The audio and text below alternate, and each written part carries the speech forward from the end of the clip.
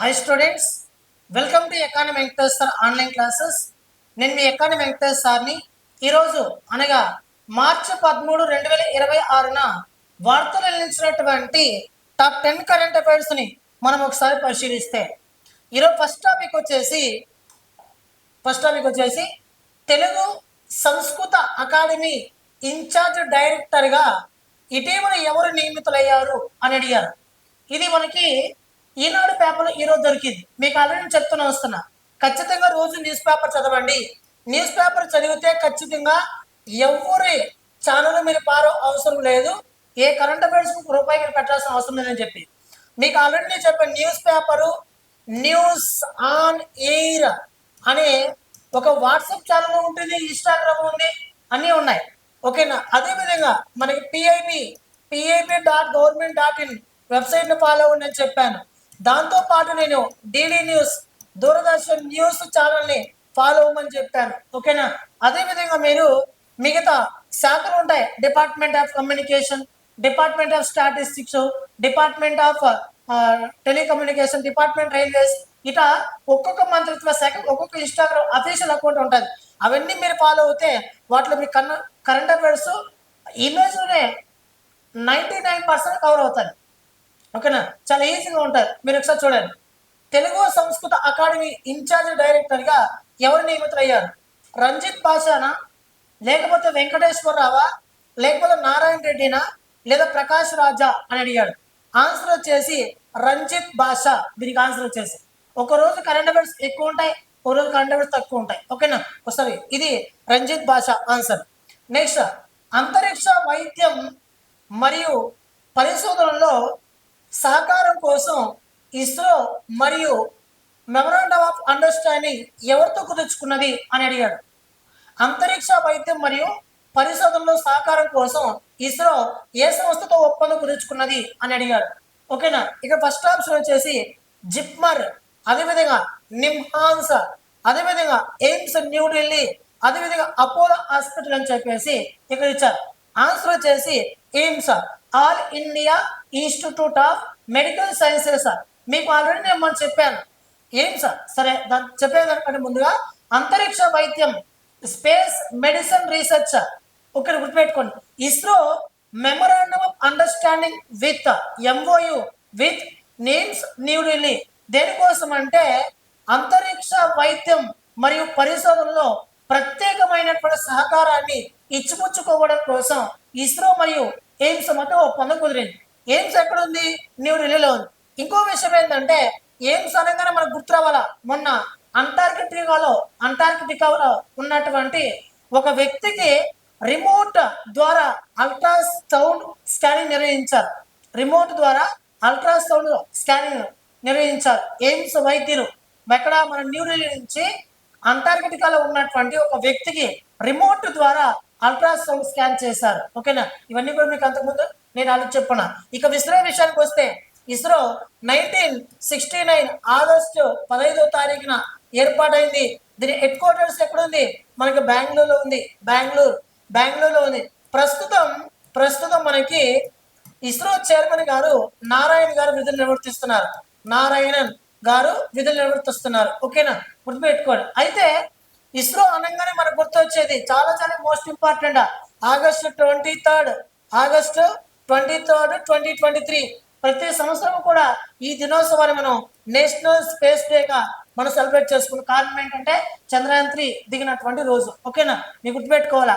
Next one, పట్టణ ప్రాంతాల్లో సరస్సుల ఆరోగ్యం మరియు గాలి నాణ్యతను పర్యవేక్షించడానికి లేక్ అండ్ ఎయిర్ వాచ్ కార్యక్రమాన్ని ప్రారంభించిన రాష్ట్రం ఏదని అడిగాడు.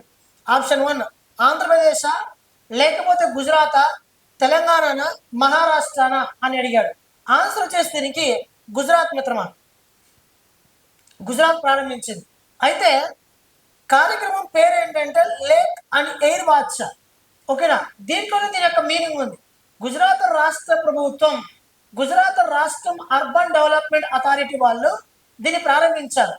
అయితే లేక్ అండ్ ఎయిర్ వాచ్ అనే కార్యక్రమాన్ని ప్రారంభించినది ఎందుకు, అసలు ఎందుకు ఈ కార్యక్రమంగా పనిచేస్తుందంటే లేక్ అంటే సరస్సు, మరియు ఎయిర్ వాచ్ అంటే ఆ రాష్ట్రంలో సరస్సును పర్యవేక్షించడము మరియు ఆ రాష్ట్రంలో గాలి నాణ్యత ఏ విధంగా ఉంది అని పర్యవేక్షించడం కోసం ప్రత్యేకంగా ఏర్పాటు చేయబడ్డ ఒక ప్లాట్ఫామ్ ఇది. ఓకేనా, ఒక కార్యక్రమం లేక్ అండ్ ఎయిర్ వాచ్. మళ్ళీ చెప్తున్నా, ఆ రాష్ట్రంలో సరస్సులు ఏ విధంగా ఉన్నాయి, గాలి నాణ్యత ఏ విధంగా ఉంది అని పర్యవేక్షించడం కోసం ఏర్పాటు చేయబడ్డ ఒక కార్యక్రమం. ఓకేనా, రైట్. నెక్స్ట్, దేశంలోనే థోరియం ఆధారిత న్యూక్లియర్ ఎనర్జీ ప్రోగ్రామ్ లో భాగంగా ప్రోటాన్ యాక్సిలరేటర్ ను ఎక్కడ ఏర్పాటు చేయాలని చెప్పి ఇటీవల గుర్తించారు అని అడిగాడు. గుర్తుపెట్టుకోండి, దేశంలోని థోరియం ఆధారిత న్యూక్లియర్ ఎనర్జీ ప్రోగ్రామ్ లో భాగంగా ప్రోటాన్ యాక్సిలరేటర్ అనే దానిని ఇటీవల ఎక్కడ ఏర్పాటు చేయబోతున్నారని చెప్పి అధికారులు తెలిపారంటే ఇండోరా, విశాఖపట్నమా, శ్రీకాకుళమా, కల్పకమా అంటే విశాఖపట్నం ప్రాంతంలో దీన్ని ఏర్పాటు చేయడానికి అధికారులు పన్నాగాలు చేస్తున్నారు. ఓకేనా, గుర్తుపెట్టుకోండి, చాలా చాలా మోస్ట్ ఇంపార్టెంట్. ఇంకా విశాఖపట్నం అనగానే మనకు గుర్తొచ్చేది మనకి Google AI data centre, Google AI data సెంటర్ను కూడా ఏర్పాటు చేయబోతున్నారు అని చెప్పి మీకు ఆల్రెడీ చెప్పాను. అదేవిధంగా మన భారతదేశంలోని మొట్టమొదటిసారిగా ఏఐ నగరంగా తీర్చిదిద్దబోతున్నది ఏ నగరాన్ని అనేసి అంటే మనకి విశాఖపట్నం నగరం అని గుర్తుపెట్టుకోవాలా. ఓకేనా, విశాఖపట్నం నగరం. ఇక ఆంధ్రప్రదేశ్ రాష్ట్రం విషయానికి వస్తే ఇక చాలా ఉన్నాయి. ఓకేనా, ఒకసారి మనం తర్వాత మనం డిస్కస్ చేద్దాం. ఓకేనా, ఆన్సర్ వచ్చేసి విశాఖపట్నం. నెక్స్ట్, 2026 మార్చిలో జరిగిన 40వ ఆహార్ అంతర్జాతీయ ఆహార మరియు ఆతిథ్య ప్రదర్శన ఎక్కడ జరిగిందని అడిగాడు. It is one of the exhibition. ఇది ఒక ఎగ్జిబిషన్ లాంటిది మిత్రమా. భారతదేశంలో వ్యవసాయ ఉత్పత్తులు ఏ విధంగా ఉన్నాయి, అదేవిధంగా ఆహార ఎగుమతులు ఏ విధంగా ఉన్నాయి అని తెలియచెప్పుతూ ఏర్పాటు చేయబడ్డ ఒక ప్రదర్శన. ఏది మనకి ఆహార్ అనే ప్రదర్శన. ఇది ఎన్నో ఎడిషన్ అంటే 40 ఎడిషన్ అనమాట. ఓకేనా, గుర్తుపెట్టుకోండి. ఎక్కడైనా అంటే ముంబైలోనా, హైదరాబాద్లోనా, న్యూఢిల్లీలో, బెంగళూరు అంటే న్యూఢిల్లీలో ఈ ప్రదర్శన ఏర్పాటు చేయడం అనేది జరిగింది. మార్చి 10 నుంచి మనకి 14 వరకు ఈ ఎగ్జిబిషన్ ని న్యూఢిల్లీలోని భారత మండపంలో దీన్ని ఏర్పాటు చేయడం అనేది జరిగింది. ఇది దేనిపైన ఎక్కువ ఫోకస్ చేస్తుందంటే భారతదేశం వ్యవసాయము మరియు ఆహార ఎగుమతులు ఏ విధంగా ఉన్నాయి అని చెప్పేసి దాన్ని తెలియపరుస్తూ ఈ ప్రదర్శన నిర్వహించబడింది. ఓకేనా, గుర్తుపెట్టుకోండి, న్యూఢిల్లీ. నెక్స్ట్, ఇస్రో తన క్రయోజెనిక్ ఇంజిన్ యొక్క హాట్ టెస్ట్ను 22 టన్నుల థ్రస్ట్ స్థాయిలో ఎక్కడ నిర్వహించింది అని అడిగాడు. శ్రీహరికోటన, తిరువనంతపురమా, మహేంద్రగిరిన, చండీగఢ అని అడిగారు. సారీ, చాందీపూర్ ఇది టైపింగ్ మిస్టేక్, చాందీపూర్ అని అడిగాడు. దీనికి ఆన్సర్ వచ్చేసి మహేంద్రగిరి మిత్రమా. ISRO Indian space research organisation వారు ఇటీవల మహేంద్రగిరిలోని, తమిళనాడులోని మహేంద్రగిరి అనే ఒక ప్రాంతంలో మనకి ఇస్రో ప్రపల్షన్ సిస్టమ్ అని చెప్పేసి ఒకటి ఉంది. అక్కడ ఆ ఇస్రో ప్రపల్షన్ సిస్టమ్ అనే ఒక చోట దీనిని ఇస్రో తన క్రయోజనిక ఇంజిన్ హాట్ టెస్ట్ ఇటీవల విజయవంతంగా పరీక్షించింది. ఎక్కడంటే తమిళనాడు రాష్ట్రంలోని మహేంద్రగిరి అనే ప్రాంతంలో ఇస్రో ప్రపల్షన్ సిస్టమ్ అనే ఒక చోట దీన్ని పరీక్షించడం అనేది జరిగింది. అయితే భారతదేశానికి ప్రపంచంలో అంతరిక్ష ప్రయోగాలు చేపట్టడానికి ప్రతి ఒక్క దేశానికి కూడా ఒక్కొక్క అంతరిక్ష పరిశోధన సంస్థ ఉంటుంది. అది మన భారతదేశంలో ఇస్రో, అదేవిధంగా రష్యాలో అయితే రాస్కమాస్, అదేవిధంగా European space agency European countries లో, అదేవిధంగా CNSA China space agency, China national space agency, అదేవిధంగా జాక్సా ఎక్కడ అంటే జపాన్ అనమాట. అదేవిధంగా మనకి ఇంకా చాలా ఉన్నాయి మిత్రమా. NASA, national aeronautics space administration, not agency, not authority. ఎన్నోసార్లు ఎగ్జామ్ అప్లికేషన్ అడిగాడు. నేషనల్ స్పేస్, మనకి నాసాని ఏర్పాటు చేశారు, గుర్తుపెట్టుకోండి. నేషనల్ ఏరోనాటిక్స్ స్పేస్ అడ్మినిస్ట్రేషన్ అనే దానిని ఏర్పాటు చేయడం అనేది జరిగింది. ఒక చిన్న ఇన్ఫర్మేషన్ ఏంటంటే నిన్న ఫిజికల్ హెల్త్ ఇండెక్స్ చెప్పాను మిత్రమా. నిన్నటి క్లాస్లో ఫిజికల్ హెల్త్ ఇండెక్స్ చెప్పాను. ఈ ఫిజికల్ హెల్త్ ఇండెక్స్ 2023 నీతి ఆయోగ్ విడుదల చేసింది. ఈ సూచిలో ఆంధ్రప్రదేశ్ స్థానం వచ్చేసి 17వ స్థానం మిత్రమా, 17th ప్లేస్లో ఉంది. తెలంగాణ వచ్చేసి 7th ప్లేస్లో ఉంది. కానీ 5th ప్లేస్ అని చెప్పుకుంటా, దీన్ని ఒకసారి మార్చుకోండి. అక్కడ ఏదో పొరపాటున జరిగింది, దానికి క్షమించాలని చెప్పేసి కోరుకుంటాను. ఓకేనా, తెలంగాణ 7th ప్లేస్. ఓకేనా, ఇలా ప్రతి ఒక్క దేశం ఒక్కొక్క అంతరిక్ష పరిశోధన సంస్థ ఉంటుంది. ఒకటి భారత్ ఇస్రో, రష్యాతో Roscosmos, ESA European space agency, China CNSA, JAXA Japan, NASA మనకి అమెరికాకి సంబంధించినటువంటి అంతరిక్ష ప్రయోజన సంస్థలు అనమాట. ఓకేనా, చాలా చాలా ఇంపార్టెంట్ ఇవన్నీ కూడా. ఓకేనా, గుర్తుపెట్టుకోండి. మన భారతదేశంలో అంతరిక్షంలోకి ప్రయాణించేటటువంటి మానవులు ఏమి పిలుస్తామంటే వ్యోమగాములు అని పిలుస్తాం. ఓకేనా, వ్యోమగాములు అని పిలుస్తాం. గుర్తుపెట్టుకోండి, హ్యూమనాట్ అంటాం. ఓకేనా, నెక్స్ట్ ఇటీవల హర్మోజ్ జలసంధి గుండా ముడి చమురుతో ముంబై తీరానికి చేరుకున్న నౌక పేరు ఏమిటి అని అడిగారు. మీకు అందరికి కూడా తెలిసినదే ఆపరేషన్ ఎపిక్ ప్యూరీ అనే దానిని అమెరికా మరియు ఇజ్రాయిల్ ఈ రెండు దేశాలు కూడా చేపట్టి ఇరాన్ దేశం పైన దాడికి దిగడం అనేది జరిగింది.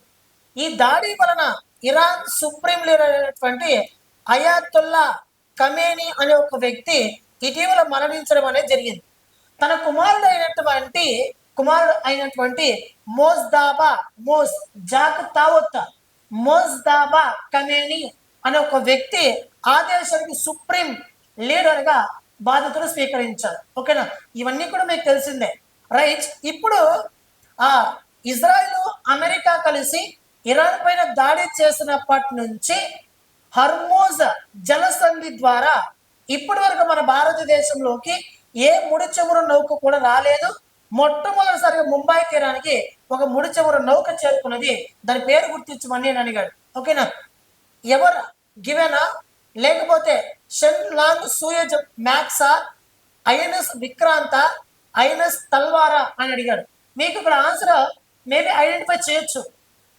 షెన్ లాంగ్ సూయజ్ మ్యాక్స్ అనే ఒక ముడి చమురు నౌక ఇటీవల ముంబై తీరానికి చేరుకోవడం అనేది జరిగింది. అయితే మరి వాట్ ఈస్ హర్మోజ్ జలసంధి? హర్మోజ్ జలసంధి అంటే ఏమిటి? ఇరాన్ దేశం నుంచి మనకి ముడి చమురును ప్రపంచ దేశం ఎగుమతి చేస్తారు. అయితే ఈ ముడి చమురును ఇరాన్ దేశం నుంచి ప్రపంచ దేశం దిగుమతి చేసుకోవాలని అంటే ఖచ్చితంగా హార్మోజ్ జలసంధి అనేది మనకి చాలా కీలకమైనటువంటి ఒక రవాణా. ఓకేనా, ఈ హార్మోజ్ జలసంధి అనేది మూత పడిపోతే అంటే మూసేశారు నిన్న. ఈ మూత పడిపోయిన కారణంగా భారతదేశానికి ముడి చమురు అనేది చాలా సమస్యాత్మకంగా మారుతుంది.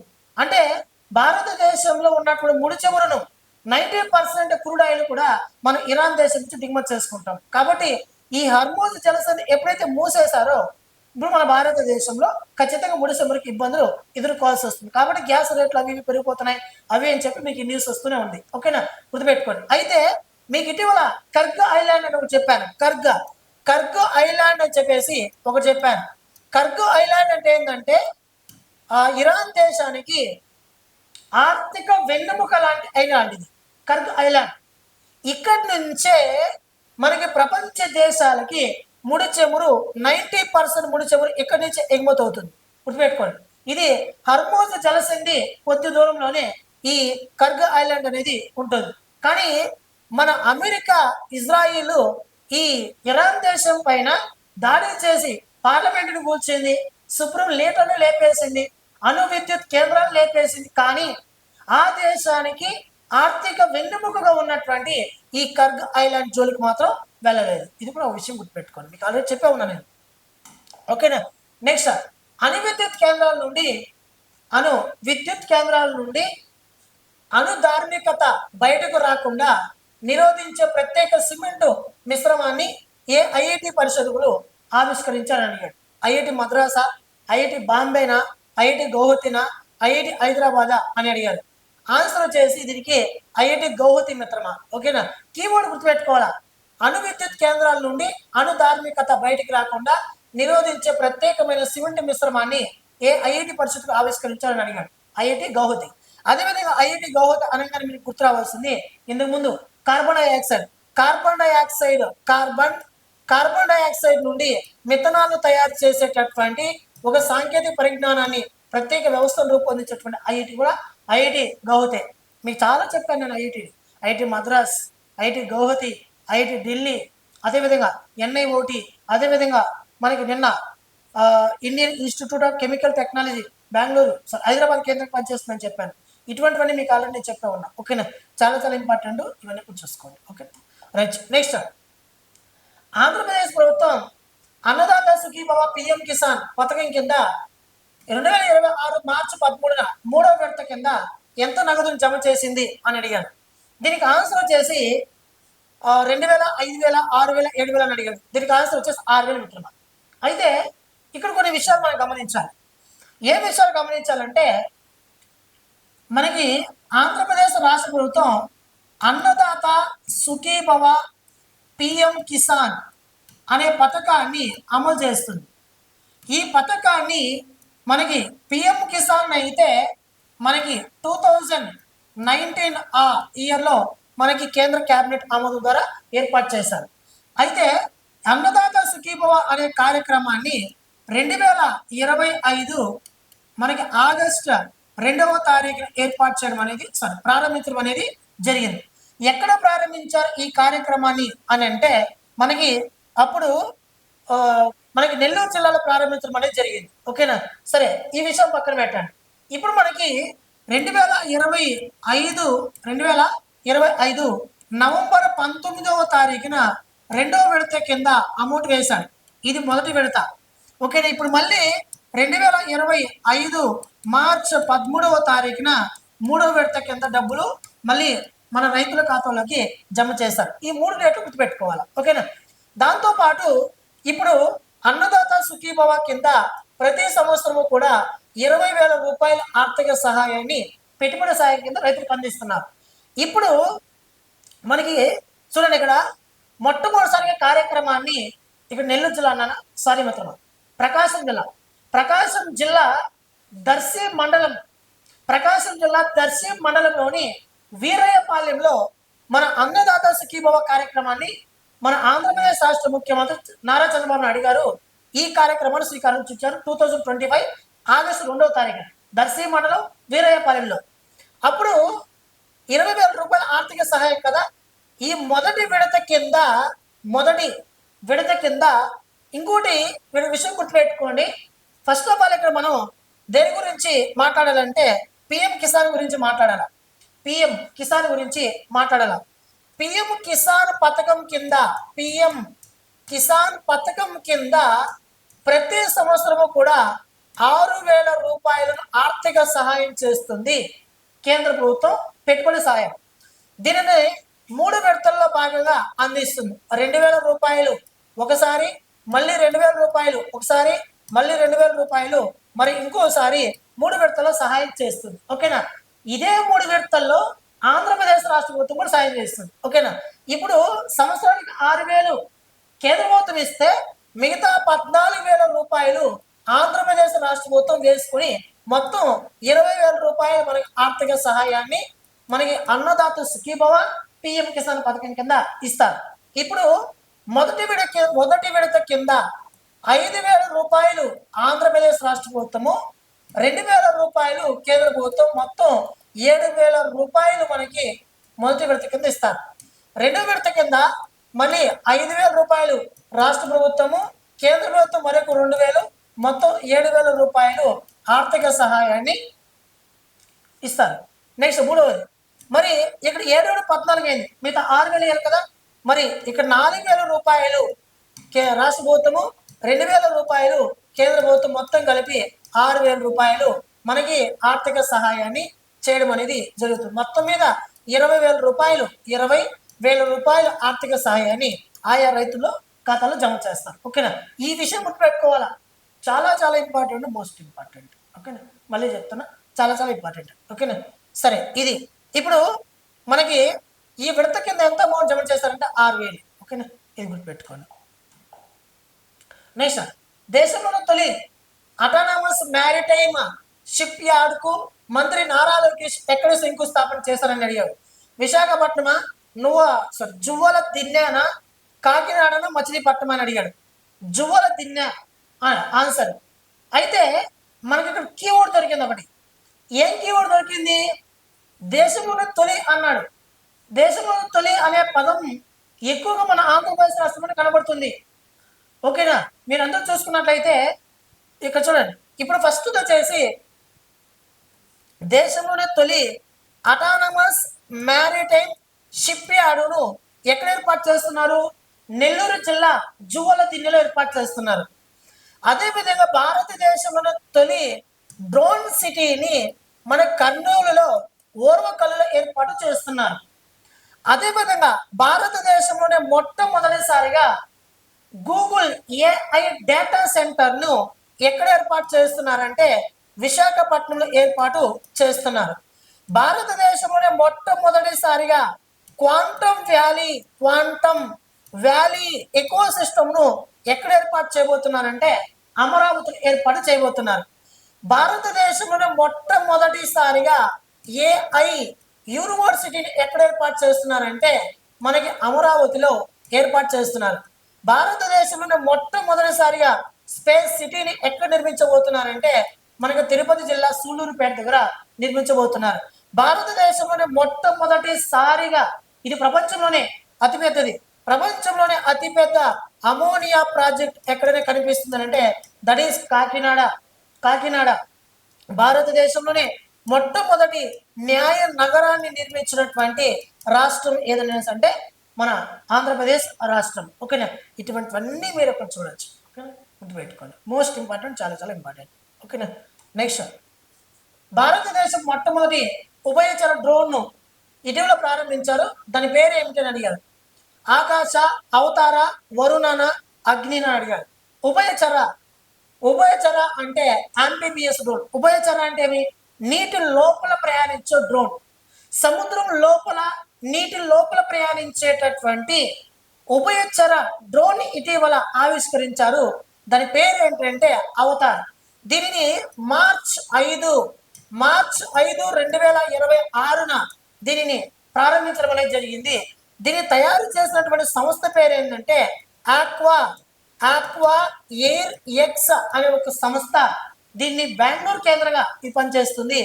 ఈ సంస్థ దీన్ని తయారు చేయడం అనేది జరిగింది. ఆక్వా ఎయిర్ ఎక్స్ అనే ఒక సంస్థ బెంగళూరు కేంద్రంగా పనిచేస్తుంది. ఆ సంస్థ దీన్ని తయారు చేయడం అనేది జరిగింది. ఓకేనా? డ్రోన్ లోపల, ఉభయచర లోపల, చాలా చాలా ఇంపార్టెంట్, మోస్ట్ ఇంపార్టెంట్. ఓకేనా? ఇది నెక్స్ట్ చివరిది. BCCI cricket of the year 2020 అవార్డుకి ఎంపికైనటువంటి వారు ఎవరు అడిగారు. విరాట్ కోహ్లీనా, రోహిత్ శర్మనా, శుభ్మన్ గిల్ అంటే రిషబ్ సమంత అంటే ఆన్సర్ వచ్చేసి Shubman Gill. BCCI board control for cricket India అనేది వస్తుంది. ఓకేనా? ముంబై కేంద్రంగా పనిచేస్తుంది. ఐసీసీ వచ్చి మన దుబాయ్ కేంద్రంగా పనిచేస్తుంది. అది ప్రపంచవ్యాప్తంగా క్రికెట్ నిర్వహిస్తుంది, నియంత్రిస్తుంది. మన భారతదేశంలో క్రికెట్ నియంత్రిస్తుంది బీసీసీఐ. ఓకేనా? రైట్. ఇది మనకి ఈరోజు వార్తలు నిలిచినటువంటి మోస్ట్ కరెంట్ అఫైర్స్ బిట్స్ అనమాట. ఓకేనా? రిమైనింగ్ ఏమైనా మెయిల్ ఉంటే నెక్స్ట్ క్లాస్లో మేము చూసుకుందాం. ఓకేనా? మీరు మన యాప్ని డౌన్లోడ్ చేసుకోండి. ఎకానమీ వెంకటేశ్వర యాప్ని డౌన్లోడ్ చేసుకొని ఏమైనా డౌట్ ఉంటే నెంబర్ కాల్ చేయండి. 9030539097. ఎకానమీ క్లాసెస్ పూర్తిగా నేను అప్లోడ్ చేస్తున్నా, మీరు ఒకసారి చూసుకోవచ్చు. దాంతోపాటు డిఎస్సి వాళ్ళకి జీకే సపరేట్గా ఉంది. అదేవిధంగా కరెంట్ అఫైర్స్ సపరేట్గా, గ్రూప్స్ వాళ్ళకి అందరికీ కూడా సపరేట్గా ఉన్నాయి, మీరు ఒకసారి చూడవచ్చు. దాంతోపాటు దగ్గరలోనే మనం జీకే బుక్ లాంచ్ చేస్తున్నాం, గుర్తుపెట్టుకోండి. ఓకేనా? దానికోసం నేను త్యాగం చేస్తున్నాను. అన్ని బుక్స్ కూడా నేను దగ్గర వేసుకొని రేయం బగలని కష్టపడుతూ ఖచ్చితంగా మీకు ముందు తీసుకొస్తాను. దగ్గర 20 daysలో తీసుకొస్తాను. ఓకేనా? థ్యాంక్ యూ మిత్రమా. మన ఛానల్ లైక్ చేయండి, షేర్ చేయండి, సబ్స్క్రైబ్ చేసుకోండి.